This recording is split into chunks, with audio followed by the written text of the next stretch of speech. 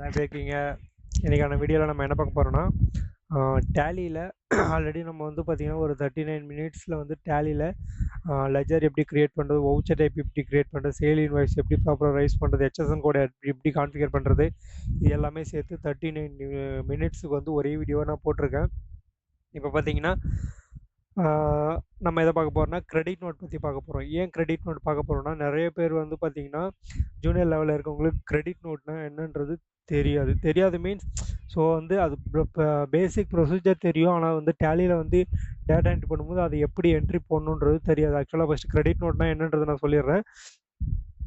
Credit நோட்டை என்னென்னு பார்த்தீங்கன்னா நம்ம வந்து நம்மளோட கஸ்டமருக்கு ஒரு மெட்டீரியல் சேல் பண்ணுறோம். எக்ஸாம்பிள் ஒரு 1000 குவான்டிட்டி ஏதோ சேல் பண்ணுறோம், ஓகேங்களா? சேல் பண்ணிவிட்டு அதில் வந்து மெட்டீரியல் கியூசி அவங்க சைட்லேருந்து குவாலிட்டி செக் பண்ணும்போது ஏதோ ரிஜெக்ஷன் 1000 குவான்டிட்டியில் ஒரு 200 குவான்டிட்டி வந்து ரிஜெக்ஷன்ஸ் வருது. அப்படி ரிஜெக்ஷன் வரும்போது அவங்க மெட்டீரியல் வந்து ரிஜெக்ட் பண்ணுவாங்க. அதை வந்து நம்ம ரிட்டர்ன் எடுப்போம் இல்லையா? ஸோ அதுதான் வந்து நம்மளோட கிரெடிட் நோட்டுன்னு சொல்லலாம். அவங்க டெபிட் நோட் போட்டு கொடுப்பாங்க. நாங்கள் 1000 மெட்டீரியல் எடுத்தோம், இதில் வந்து நாங்கள் வந்து 200 வந்து எங்களோட ரிஜெக்ஷன் சொல்லி அவங்க டெபிட் நோட் கொடுப்பாங்க. நம்ம கஸ்டமரோட டெபிட் நோட்டு தான் நம்மளோட கிரெடிட் நோட். ஆக்சுவலாக பார்த்தீங்கன்னா கிரெடிட் நோட்டுன்றதை பார்த்தீங்கன்னா சேல் பண்ணுறாங்க பார்த்தீங்களா, அவங்க தான் இஷ்யூ பண்ணணும். டெபிட் நோட் வந்து அவங்க போடக்கூடாது. டெபிட் நோட் வந்து அவங்க இன்டிமேட் பண்ணணும். ஸோ இது மாதிரி வந்து மெட்டீரியல் வந்து ப்ராப்ளமாக இருக்குது, குவான்டிட்டி வந்து 200 குவான்டிட்டி வந்து கியூசி ப்ராப்ளமாக இருக்குன்னு சொல்லி இன்டிமேட் பண்ணுவாங்க. நம்ம வந்து கிரெடிட் நோட்டாக போட்டு நம்ம ஃபைல் பண்ணுவோம். அது ஃபைல் பண்ணும்போது என்ன ஆகுனா நம்ம வந்து கட்டின டேக்ஸ் வந்து நமக்கு ரிவர்ஸ் ஆகும். இன்கேஸ் பார்த்தீங்கன்னா நம்ம அந்த 1000 குவான்டிட்டிக்கு ஒரு அமௌண்ட் போட்டு நம்ம 10,000 வச்சுக்கலாம். 10,000 1800 18% டேக்ஸ் போட்டு 1800 நம்ம கட்டியிருப்போம். ஸோ அந்த 1800ல் இன்கேஸ் நம்ம வந்து ஒரு 200 குவான்டிட்டி வந்து நமக்கு ரிஜெக்ஷன் வருது. ஸோ அதோட வேல்யூ வந்து ப்ளஸ் டேக்ஸ் அமௌண்ட்டு நமக்கு ரெடியூஸ் ஆகும். ஸோ இதுதான் வந்து டெபிட் நோட்டு, கிரெடிட் நோட்டு. நம்ம சேல்ஸுக்கு அகைன்ஸ்டாக பண்ணுறது வந்து கிரெடிட் நோட்டு, பர்ச்சேஸுக்கு அகைன்ஸ்டாக பண்ணுறது வந்து டெபிட் நோட்டு. ஸோ இது ரெண்டு வேரியேஷன் நல்லா புரிஞ்சுக்குங்க. நம்ம வந்து ஒரு கஸ்டமருக்கு சேல் பண்ணுறோம், அதில் ஏதாச்சும் ரிஜெக்ஷன்ஸு, அதுக்கப்புறம் பார்த்திங்கன்னா அந்த அதாவது குவான்டிட்டி மிஸ்மேட்ச்சு, ரேட் வேரியேஷன், இதுக்காக அவங்க ரிஜெக்ஷன் பண்ணுறது, ப்ளஸ் போஸ்ட் சேல்ஸ் டிஸ்கவுண்ட்டு. சில கம்பெனிலாம் பார்த்தீங்கன்னா சேல்ஸ் பண்ணுவோம், இவ்வளோ ஒரு டார்கெட் ஒரு மந்தில் நீங்கள் எங்களுக்கு இவ்வளோ சேல் பண்ணணுன்னா போஸ்ட் சேல்ஸுக்கு அப்புறம் நாங்கள் வந்து இவ்வளோ 2% 1% எவ்வளோ வந்து டேர்ன் ஓவரோ அதில் வந்து 1% அந்த மந்த்து பர்டிகுலர் கஸ்டமருக்கு மட்டும். இப்போ ஏபிசி ப்ரைவேட் லிமிடெட் இருக்குது. அந்த ஏபிசி ப்ரைவேட் லிமிட்டடில் பார்த்தீங்கன்னா ஜூலை மந்தில் ஒரு 1 crore 1.5 crore பண்ணியிருக்காங்க, சேல் பண்ணியிருக்காங்க. அதாவது அவங்க பர்ச்சேஸ் பண்ணியிருக்காங்க, நம்ம சேல் பண்ணியிருக்கோம். அப்படின்ற பட்சத்தில் 1% ஆர் 1.5% அது கம்பெனியோட அக்ரிமெண்ட் என்னவோ சில கம்பெனியில் வந்து என்கரேஜ் பண்ணுறதுக்காக அது மாதிரி டிஸ்கவுண்ட் ப்ராசஸ்லாம் இருக்குது. ஸோ அப்படி பண்ணும்போது பார்த்திங்கன்னா அதையுமே கிரெடிட் நோட்டாக நம்ம இஷ்யூ பண்ணலாம். போஸ்ட் சேல்ஸ் டிஸ்கவுண்ட் சொல்லி நம்ம கொடுக்கலாம், ஓகேங்களா? இப்போ வந்து நம்ம கிரெடிட் நோட்டை ப்ராப்பராக எப்படி நம்ம டேலியில் அப்டேட் பண்ணுறோம் அப்படின்றத நம்ம இப்போ பார்க்கலாம். ஃபஸ்ட்டு வந்து பார்த்திங்கன்னா சேல்ஸ் இன்வாய்ஸ் நம்ம போடலாம்.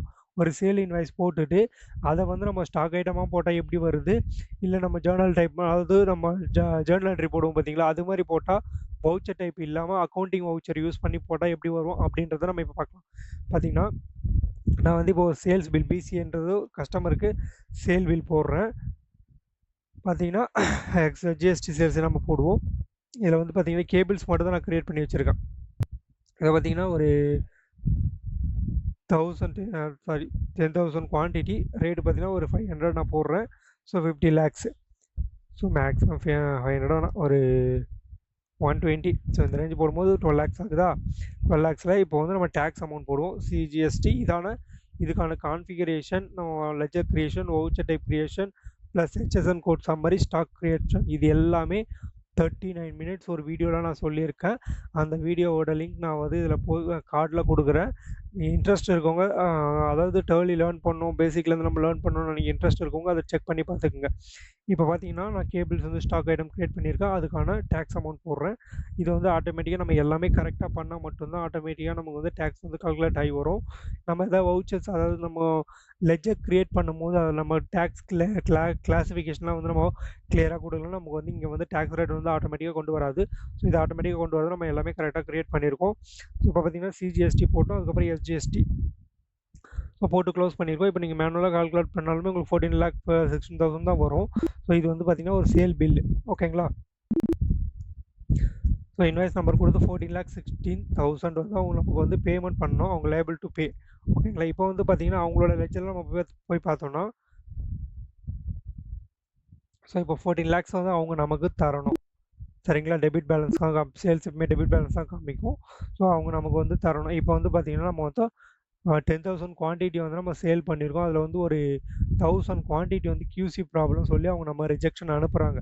ஓகேங்களா? அப்போ நம்ம ரிஜெக்ஷன் நம்ம எடுக்கும்போது சேல் பண்ண மெட்டீரியலு அது வந்து நமக்கு ரிட்டர்ன் வருது. அப்போ வந்து நம்ம அந்த அமௌண்ட்டை வந்து ரிவர்ஸ் பண்ணுவோம். சரிங்களா? ஏன்னா இப்போ நம்ம அதை ரிவர்ஸ் பண்ணோம்னா நம்ம 14,16,000 அவுட்ஸ்டாண்டிங் சொல்லி காமிச்சிட்டே இருக்கோம். ப்ராப்பராக அவங்க கொடுக்குற டெபிட் நோட்டுக்கு அகைன்ஸ்டாக நம்ம கிரெடிட் நோட் ரைஸ் பண்ணால் மட்டும்தான் அந்த அமௌண்ட்லேருந்து நமக்கு வந்து ரிட்டர்ன் ஆன மெட்டீரியலோட வேல்யூ வந்து குறையும்.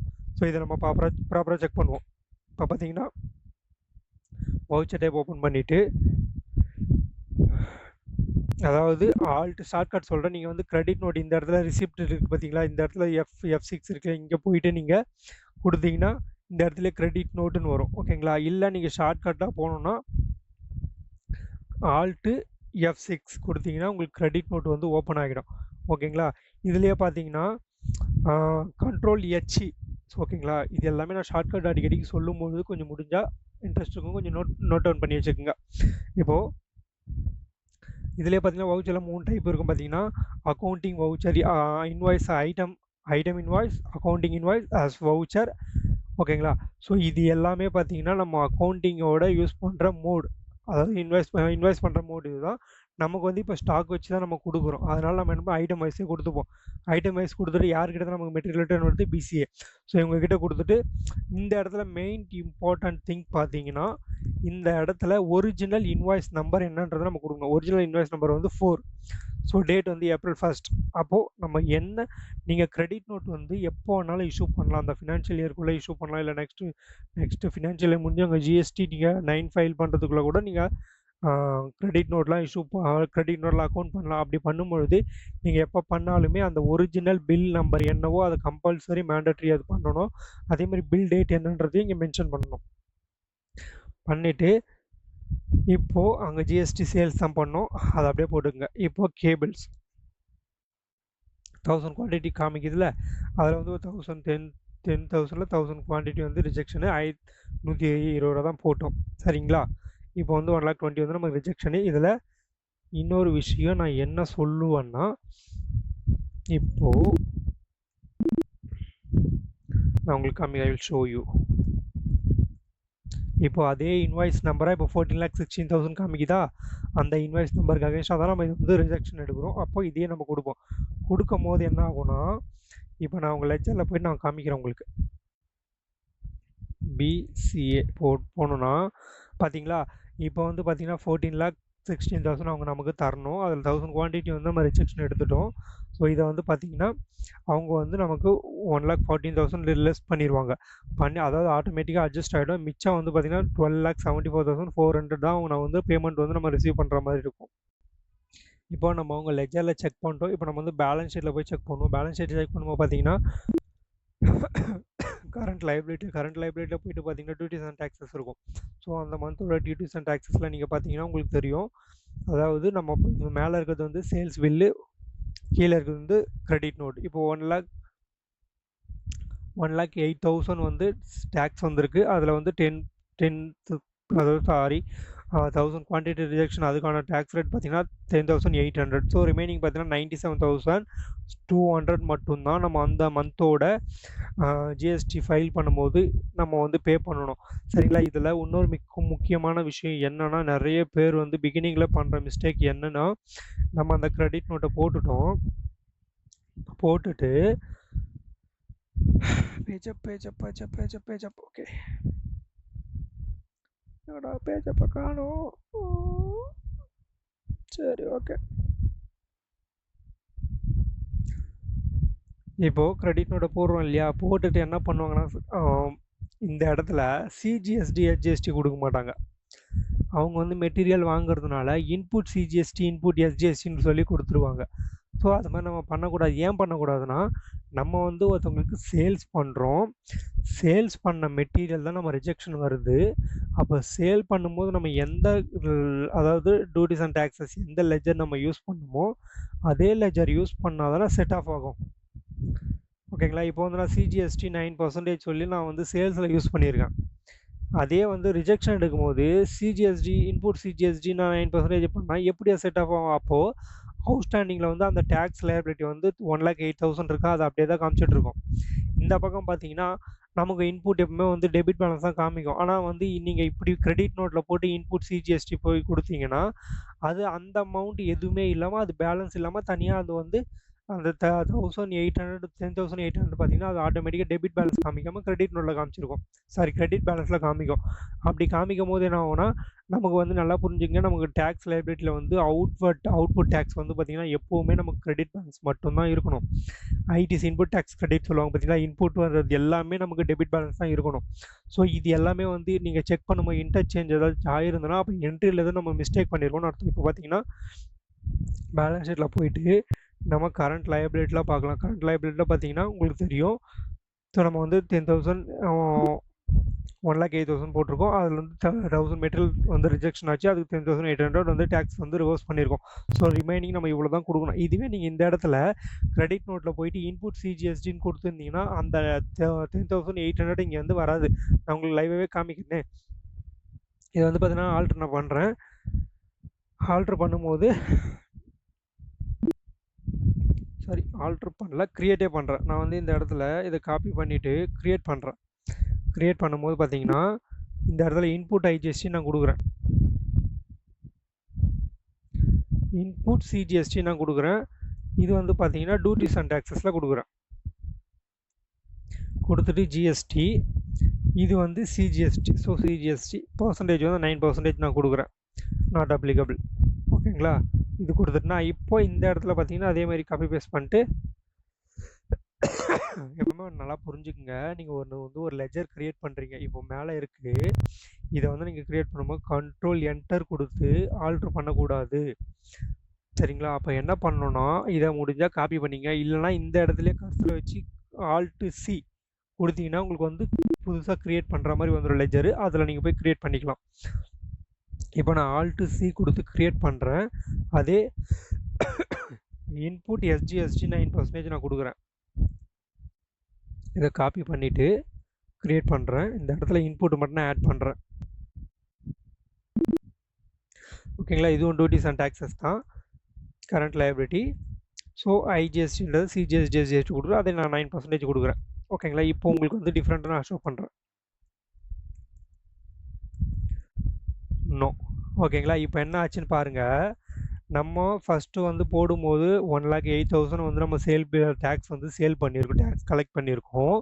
அந்த அமௌண்ட் நம்ம வந்து டேக்ஸ் பே பண்ணியிருக்கோம் இந்த பில்லோட சேர்த்து. அப்போது அந்த 1,08,000ல் நம்ம கிரெடிட் நோட்டும் போட்டிருக்கோம் ஆல்ரெடி. இப்போ அந்த கிரெடிட் நோட் பார்த்தீங்கன்னா இருக்கும் உங்களுக்கு. ஒரு கிரெடிட் நோட் இருக்கா, அந்த கிரெடிட் நோட்டு அக்கௌண்ட் ஆகிருக்கு. ஓகேங்களா? 1,41,000 கிரெடிட் நோட் அக்கௌண்ட் ஆகிருக்கு. இப்போது நம்ம டியூட்டிஸ் அண்ட் டேக்ஸஸில் போய் பார்ப்போம். பேலன்ஸ் ஷீட்டில் கரண்ட் லைபிலிட்டியில் டியூட்டிஸ் அண்ட் டேக்ஸஸில் பார்க்கலாம். இங்கே பார்த்தீங்களா சிஜிஎஸ்டி வந்து பார்த்தீங்கன்னா 1,08,000 அது அப்படியே இருக்குது. இது கிரெடிட் பேலன்ஸ் வந்து கரெக்டாக தான் இருக்குது. இது வந்து நம்ம டெபிட் கிரெடிட் மாதிரி வரும். ஸோ இப்போ பார்த்தீங்களா இது வந்து 1,08,000 நம்ம போட்ட பில் அமௌண்ட்டு அப்படியே தான் இருக்குது. சாரி, 1,08,000 டேக்ஸ் அமௌண்ட்டு அப்படியே தான் இருக்குது. நமக்கு ப்ராப்பராக என்ட்ரி நம்ம போட்டிருந்தோன்னா இந்த 1,08,000ல் 10,800 செட் ஆஃப் ஆகி 97,200 மட்டும்தான் நம்ம பே பண்ணுற மாதிரி வரும். அப்போ என்ன ஆகுதுன்னா நம்ம சேல் மட்டும்தான் பண்ணியிருக்கோம், அதை நம்ம ரிவர்ஸ் பண்ணால் மட்டும்தான் இது டேக்ஸ் வரும். ஸோ நம்ம என்ட்ரி தப்பாக போட்டதுனால இது மாதிரி ப்ராப்ளமாக இருக்குது. இப்போ நான் என்ன பண்ணுறேன்னா இதை அப்படியே கரெக்ஷன் பண்ணுறேன். போயிட்டு இந்த இடத்து சாரி சேல்ஸ் இல்லை, இதில் போய்ட்டு சேவ் பண்ணுவோம். போயிட்டு இன்புட் இருக்கு இல்லையா, இந்த இன்புட் லெஜரை மட்டும் நான் மாற்றி விட்டுறேன். சிஜிஎஸ்டி எஸ்ஜிஎஸ்டின்னு நான் மாற்றி விட்டுறேன். இப்போது நம்ம அந்த என்ட்ரியை க்ளோஸ் பண்ணிட்டோம். ஓகேங்களா? இப்போ இன்புட்டில் எதுவுமே இருக்காதா, அவுட்புட்டில் மட்டும் பார்த்தீங்கன்னா உங்களுக்கு அந்த ரெண்டு அமௌண்ட்டு வந்து 1 lakh வந்து நம்ம டேக்ஸ் கலெக்ட் பண்ணியிருக்கோம். அதில் வந்து 10,800 ரிஜெக்ஷன் ஆச்சு. அதனால் டேக்ஸ் வந்து ரிட்டர்ன் ரிவர்ஸ் பண்ணுறோம். ஸோ ரிமைனிங் வந்து 97,200 மட்டும்தான் நம்ம வந்து அந்த பில்லுக்கான டேக்ஸ் வந்து நம்ம வந்து பே டு லைபிள். ஓகேங்களா? ஸோ நம்ம வந்து கிரெடிட் நோட்டை வந்து ப்ராப்பராக நம்ம இப்படி தான் வந்து என்ட்ரி போடணும். ஏன்னா சில பேர் வந்து புரியாது, நம்ம சேல் பண்ணும்போது மெட்டீரியல் அவுட் போகுது, அவுட்வர்ட் டேக்ஸு, அதே மெட்டீரியல் வந்து நம்ம ரிஜெக்ஷன் வரும்போது இன்னும் வருது, இன்புட் டேக்ஸ்ன்னு சொல்லி அவங்கள வந்து ஒரு இமேஜினில் இருப்பாங்க. ஸோ அது மாதிரி பண்ணக்கூடாது, தப்பு. அது ஒன்றும் தப்பான விஷயம். ஸோ அதனால் என்ன பண்ணுறீங்கன்னா நீங்கள் ப்ராப்பராக ஒரு சிம்பிள் கான்செப்ட் தான். நீங்கள் வந்து மெட்டீரியலை எந்த லெஜரில் அவுட் பண்ணுறீங்க சரிங்களா? அப்போ அதே மெட்டீரியல் உங்களுக்கு திரும்ப வருது. அப்போ அதே லெஜரில் இன்னும் எடுத்தால் தானே உங்களுக்கு வந்து அந்த அமௌண்ட்லேருந்து எல்லாமே செட் ஆஃப் ஆகி வரும். இல்லைனா கண்டிப்பாக நமக்கு செட் ஆஃப் ஆகாது. செட் ஆஃப் ஆகாதுன்னா டியூட்டிஸ் அண்ட் டாக்ஸஸ் நமக்கு மேட்ச் ஆகாது. அது போக அவங்களுக்கு கொடுக்க வேண்டிய பேமெண்ட் டேக்ஸில் வந்து அதாவது டெபிட் நோட் நம்ம இன்புட் மாற்றி போட்டாலுமே நம்ம கொடுக்க அதாவது நம்ம கஸ்டமருக்கு கொடுக்க வேண்டிய பேமெண்ட்டில் அது அட்ஜஸ்ட் ஆகிடும். ஏன்னா லெஜரில் தான் நம்ம மொத்தமாக போய் அந்த 1,41,000 போடுறோம். ஸோ அது மேட்ச் ஆகிடும். ஆனால் டியூட்டிஸ் அண்ட் டேக்ஸஸில் லெஜர் டைப் நம்ம மாற்றி போடுவோம் பார்த்தீங்களா? அப்போது நமக்கு அவுட்வர்ட் டேக்ஸில் நம்ம பே பண்ண வேண்டிய அமௌண்ட் அப்படியே காமிக்கும். இன்புட்டில் எதுவுமே இருக்காது. ஓகேங்களா? இன்புட் எதுவுமே இருக்காது. அதான் ஆனால் வந்து பார்த்திங்கன்னா அது இன்புட்டில் வந்து காமிச்சிட்ருக்கோம். இதனால் இது மாதிரி பண்ணக்கூடாது. நம்ம வந்து இந்த வீடியோவில் ப்ராப்பராக எப்படி ஒரு சேல் பில் ஆல்ரெடி நம்ம ஒரு டேலி என்ட்ரி போட்டிருக்கேன். வீடியோ போஸ்ட் பண்ணியிருக்கோம். நாங்கள் அந்த டீட்டெயில் கொடுக்குறோம். நீங்கள் செக் பண்ணி பாருங்கள். ஸோ சேல்ஸ் இன்வாய்ஸுக்கு அகைன்ஸ்டாக நம்ம எப்படி ப்ராப்பராக கிரெடிட் நோட் போடணும் அப்படின்றத நம்ம இப்போ பார்த்துருக்கோம். சரிங்களா? இன்னொரு பேசிக் இதில் ஒரு ஹிண்ட்ஸ் மாதிரி நான் கொடுக்குறேன். நம்ம என்ட்ரி போடுறோம். டேலி போடும்போது பர்ச்சேஸ் போடுறோம். பர்ச்சேஸ் அக்கௌண்ட்டு பர்ச்சேஸ் எப்போவுமே நமக்கு டெபிட் பேலன்ஸில் தான் காமிக்கும். ஓகேங்களா? சேல்ஸ் எப்பவுமே நமக்கு கிரெடிட் பேலன்ஸில் தான் காமிக்கும். ஸோ இதுக்கான ஜேர்னல் என்ட்ரி மாதிரி வந்து நம்ம அதாவது அக்கௌண்டிங் வவுச்சர் இல்லாமல் ஆஸ் வவுச்சர்னு சொல்லி நம்ம இங்கே ஒன்று காமிச்சோம் பார்த்தீங்களா? ஸோ இந்த இடத்துல கண்ட்ரோல் எச் போட்டோம்னா நமக்கு மோடு ஓப்பன் ஆகும். ஓகேங்களா? இந்த இடத்துல ஆஸ் வவுச்சர்னு சொல்லி போட்டோம்னா நமக்கு டெபிட் கிரெடிட்னு ஓப்பன் ஆகும். இதையே நான் பர்ச்சேஸ் கொடுக்குறேன். பர்ச்சேஸ் கொடுக்குறேன். பர்ச்சேஸில் போயிட்டு இப்போ எச் கொடுக்குறேன்னா ஆஸ் வவுச்சர்னு கொடுக்குறேன்னா இந்த இடத்துல பார்த்தீங்கன்னா நமக்கு டெபிட் கிரெடிட்னு ஓப்பன் ஆகும். ஸோ இது ஒரு மோடு.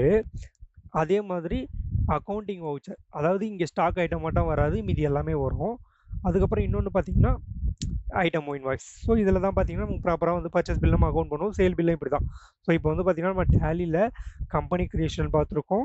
அதுக்கப்புறம் ஹெச்எஸ்என் எப்படி நம்ம ப்ராப்பராக க்ரியேட் பண்ணுறோம் அப்படின்றத பார்த்துருக்கோம். ஸ்டாக் ஐட்டம் எப்படி க்ரியேட் பண்ணணும் அப்படின்றத பார்த்துருக்கோம். ஸ்டாக் ஐட்டமில் ஹெச்எஸ்என் கோடு எங்கே போகணும், டேக்ஸ் ரேட் எங்கே போகணும் அப்படின்றதையும் பார்த்துருக்கோம். அது போக நம்ம எல்லாத்தையும் கன்சால்டேட் பண்ணி ஒரு சேல் என்ட்ரியுமே நம்ம போட்டு அந்த வீடியோ க்ளோஸ் பண்ணியிருக்கோம். ஸோ கிட்டத்தட்ட பார்த்தீங்கன்னா 39 மினிட்ஸ் அந்த வீடியோவோட லென்த்து. ஸோ டேலி கற்றுக்கணும் அப்படின்னு ஒரு வில்லிங் இருக்கிறவங்க அதை செக் பண்ணி பாருங்கள். ஸோ இந்த வீடியோ அந்த வீடியோவோட கண்டினியூட்டாக இதில் என்ன பண்ணிருக்கோம், ஒரு சேல் பில்லுக்கு அகைன்ஸ்டாக ப்ராப்பராக நம்ம வந்து எப்படி கிரெடிட் நோட் போடணும் அப்படின்றத இந்த வீடியோவில் பார்த்துருக்கோம். ஸோ நெக்ஸ்ட்டு பார்த்தீங்கன்னா ஒரு பர்ச்சேஸ் பில்லை நம்ம அக்கௌண்ட் பண்ணுவோம். பர்ச்சேஸ் பில்லுக்கு அகைன்ஸ்டாக வந்து நம்ம டெபிட் நோட் எப்படி டெபிட் நோட் வந்து நம்ம எப்படி அக்கௌண்ட் பண்ணுவோம். ஸோ அது மாதிரி நம்ம செக் பண்ணிப்போம். இதே மாதிரி ஃப்ரீக்வெண்ட்டாக டேலி ரிலேட்டடான கண்டென்ட் எல்லாமே நம்ம அப்லோட் பண்ண போகிறோம் ஃப்யூச்சரில். ஸோ நீங்கள் கொஞ்சம் ஸ்டே டியூன்ட். நம்ம சேனலை வந்து சப்ஸ்கிரைப் பண்ணிக்கோங்க. Please stay tune. Thank you friends.